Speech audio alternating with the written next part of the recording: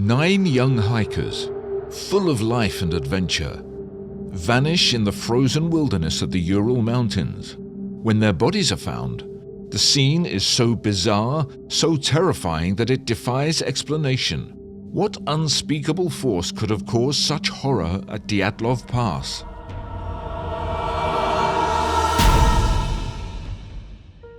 The winter of 1959.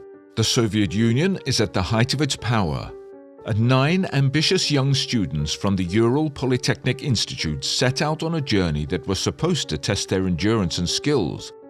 Led by 23-year-old Igor Dyatlov, the group embarked on a challenging expedition to reach the remote Ural Mountain in the Ural Mountains. These were no ordinary hikers. The group was composed of seasoned outdoor enthusiasts, many with the highest level of certification in ski touring and mountain hiking. They meticulously planned their route, prepared for the harsh Siberian conditions, and confidently set off into the wilderness. But something went terribly, inexplicably wrong. When they failed to return, search teams were dispatched into the frozen landscape. What they discovered would shock the world and leave a trail of questions that remains unanswered to this day. Scattered across the snow-covered slopes of what is now called Dyatlov Pass were the bodies of all 9 hikers, their deaths as mysterious as they were gruesome. What could have driven them to tear their tent open from the inside, flee into the freezing night without shoes or adequate clothing, and meet such violent and bizarre ends? The journey began on January 25, 1959, when the group departed from the city of Sverdlovsk, now known as Yekaterinburg. They were a tight-knit team, united by their love for adventure and the outdoors. Igor Dyatlov was their leader, a skilled and respected hiker with a passion for the mountains. The group included 8 men and 2 women, all in their early 20s, except for the 38-year-old Semyon Zolotaryov, a World War II veteran who joined the group at the last minute.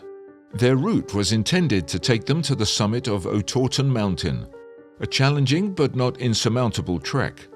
As they made their way through the snow-covered terrain, the hikers kept detailed diaries and took photographs, capturing moments of joy and struggle along the way. They joked, sang songs, and even skied in the deep snow, documenting everything as they progressed. But by January 31st, the weather had taken a turn for the worse. A brutal snowstorm descended upon the group, reducing visibility to almost zero.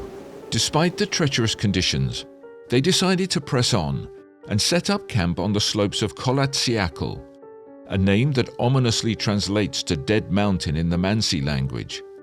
This decision to camp on an exposed slope rather than seek shelter in the nearby forest remains one of the most puzzling aspects of the story. When the hikers failed to return by February 12th as planned, their families grew worried. A search operation was launched, initially by fellow students and volunteers, and later by the Soviet military. The first clue was discovered on February 26th. The group's tent, half buried in snow, standing eerily still on the mountainside. The tent was a scene of chaos. It had been slashed open from the inside, as if the hikers had desperately tried to escape something in the middle of the night. Their belongings were left behind, including their shoes and warm clothing, suggesting a hasty, panic-stricken departure. As searchers fanned out across the area, they began to find the bodies. But each discovery only deepened the mystery. The first 2 bodies, those of Yuri Krivonishenko and Yuri Doroshenko, were found near the remains of a small fire under a large cedar tree. They were barefoot and dressed only in their underwear. Their hands burned, likely from attempts to warm themselves by the fire. Above them, the branches of the cedar were broken up to a height of 5 meters, as if they had climbed the tree in a desperate bid to escape something. Further up the slope, the body of Igor Dyatlov was found, facing the direction of the tent, as if he had been trying to return. Nearby, Zinaida Golmagorova was discovered, also heading towards the tent, with a long bruise on her side, possibly from a blunt object. Rustem Slobodin was found next, his skull fractured, yet no external trauma could explain the injury. It wasn't until 2 months later, after the snow began to melt, that the remaining 4 bodies were found in a ravine 75 meters further into the woods.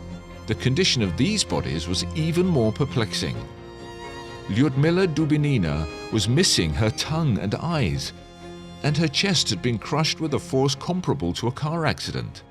Semyon Zolotaryov, found nearby, also had severe chest injuries, yet there were no external wounds. The last 2, Alexander Kolevatov and Nikolai Tibay-Brignoles, had similar injuries and were found wearing some of the missing clothes from the other hikers, suggesting they had died later and tried to use the clothing to survive. Adding another layer to the mystery was the discovery that some of the hikers' clothing was radioactive. This baffling detail has fueled countless conspiracy theories, but no definitive explanation has ever been provided. Over the years, the Dyatlov Pass incident has inspired a multitude of theories, each trying to explain the inexplicable. The most conventional theory is that the hikers were caught in an avalanche. The idea is that they heard the rumbling of snow and in a panic slashed open their tent to escape. But this theory has significant flaws. For one, the tent was still standing and had only a light dusting of snow on it. Moreover, the injuries sustained by some of the hikers, particularly the severe internal injuries without corresponding external trauma, are not consistent with an avalanche. Another theory involves infrasound, a phenomenon where certain wind patterns can create low-frequency sound waves that induce panic, nausea, and disorientation in humans. This theory suggests that the hikers, affected by infrasound, fled the tent in a state of irrational terror. While intriguing, it doesn't fully explain the physical injuries, or why they didn't return to the tent once outside.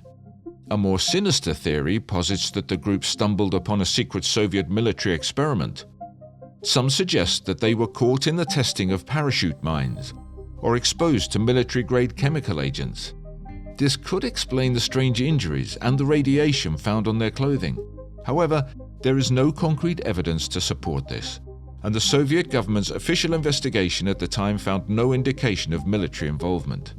And then there are the more fantastical theories, that the hikers were attacked by a Yeti, or that they encountered extraterrestrial beings. While these ideas are often dismissed as far-fetched, they highlight the sheer strangeness of the incident, a strangeness that invites such wild speculation. In 2019, Russian authorities reopened the investigation into the Dyatlov Pass incident, once again focusing on the possibility of an avalanche. A 2020 study by scientists from Switzerland offered new insights, suggesting that a small, delayed slab avalanche could have been the culprit. They used advanced simulations and even drew comparisons to the snow effects seen in the movie Frozen to model how such an avalanche might have occurred. According to their findings, the heavy snow could have caused the internal injuries observed in the hikers without leaving external wounds, while the rest fled in panic and succumbed to the elements.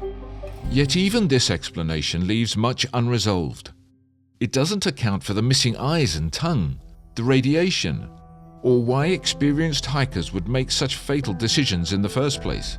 As much as modern science has contributed to our understanding of the event, the mystery remains, shrouded in ambiguity and fear. The Dyatlov Pass incident is a story that continues to capture the imagination, not just because of its chilling details, but because it challenges our understanding of the world. What happened on that frozen slope in 1959? Despite decades of investigation and speculation, we may never truly know. The tragedy at Dyatlov Pass serves as a haunting reminder of the dangers that lie hidden in the wilderness, and the terrifying unknowns that can emerge when we least expect them. If you found this deep dive into one of history's most puzzling mysteries captivating, please like the video and subscribe to our channel. Join us as we explore more of the world's unsolved mysteries and forgotten stories.